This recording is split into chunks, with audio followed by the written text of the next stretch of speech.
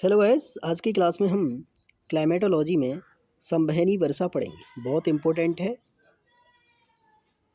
जो UGC NET, MP SET, MP TET, KVS, NVS, D triple SB, PGT exam के लिए बहुत ही important है। जो स्टूडेंट हमारे क्लास में नए हैं वो हमारा चैनल सब्सक्राइब जरूर करें, लाइक भी करें और अपने दोस्तों को शेयर भी करें, जिससे उनको भी लाभ हो।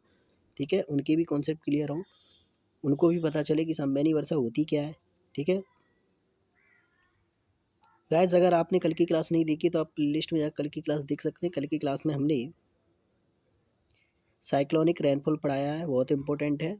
ठीक है, आज हम वर्षा के प्रकारों को पूरी तरह कंप्लीट करेंगे।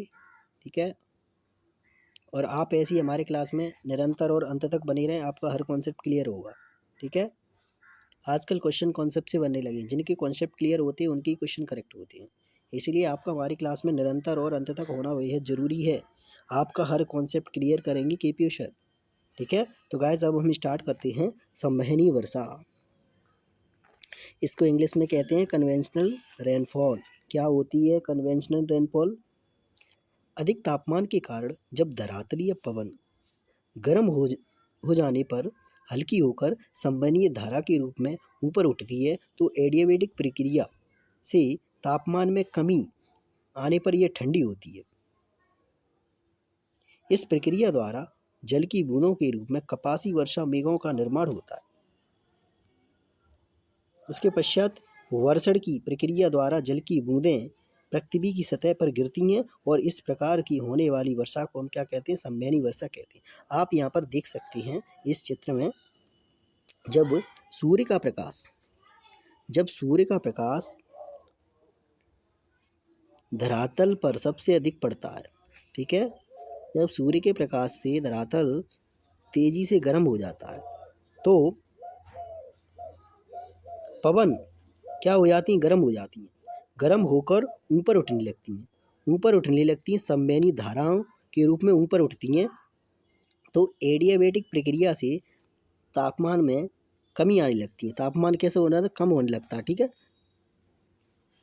यह पवन कैसी हो जाती है? ठंडी हो जाती है। ठीक है गैस, तो इस प्रक्रिया द्वारा जल की बूंदों के रूप में कपासी मेघ बनते हैं। कौन से? कुमुलस क्लाउड बनते हैं। अब देख सकते हैं यहाँ पर ये कुमुलस क्लाउड बन रहा है,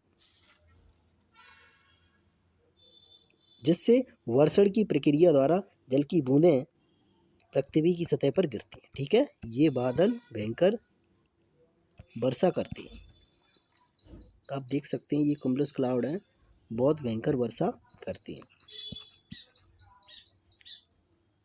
ठीक है, इस प्रकार की होने वाली वर्षा क्या कहलाती है? संवहनी वर्षा कहलाती है। ठीक है, आप देख सकते हैं रेनफॉल अकर्स। ठीक है, वर्षा घटित हो रही है। ठीक है, आगे समझ में गाइस, अगर आपको समझ में आया हो तो हमारा चैनल लाइक सब्सक्राइब जरूर करें, ज़्यादा से ज़्यादा शेयर करें। ठीक है, और कमेंट जरूर करना। अगर आपको ये क्लास अच्छी लगी हो तो कमेंट जरूर किया करो।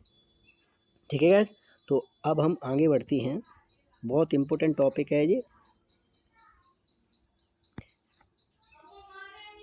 संवहनी वर्षा भूमध्य रेखीय प्रदेशों में प्राय प्रतिदिन दोपहर के पश्चात बिजली की चमक और मेघ गर्जन के साथ संवहनी वर्षा भयंकर होती है।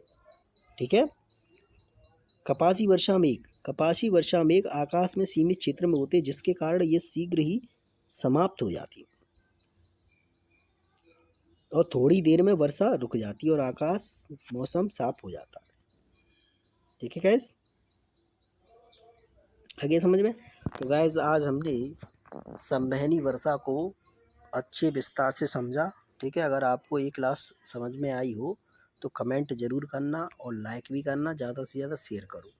ठीक है, और आप ऐसी हमारे क्लास में निरंतरता बनाए रखें, आपका हर कॉन्सेप्ट क्लियर करेंगे केपीओ सर।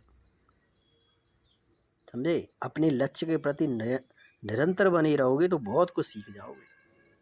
हाँ, अपने लक्ष्य को जल्दी हासिल कर लोगे। पढ़ते तो सब हैं, पर निरंतर कौन पढ़ता है? ये जरूरी है, निरंतरता जरूरी है। कोई भी फील्ड हो उसमें निरंतर बने रहोगे तो सफल हो जाओगे। ठीक है गाइस, धन्यवाद।